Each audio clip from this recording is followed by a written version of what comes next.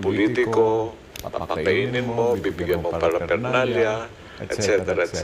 Kasi naniniwala ako sa kanila. Naniniwala ako sa Duterte kasi 20 years ako nagninegosyo sa Davao. Walang kagulo-gulo. Kahit pagkuha mong lisensya, walang problem. Hindi naman namin sila kilala. Talagang culture, gano'n. Kaya bilib ako doon for whatever. Si Marcos naman, kaibigan rin ng mga anak ko. Si Nadisa at saka si Bongbong. Meron kaming apartment sa New York. Doon sila nagtutulong, nag-standby. Ganun ba? So, kaibigan. Pero hindi ako nag-involve sa politics. Pero sinuportahan ko sila because I wanted them to win. Yun ang heartache ko.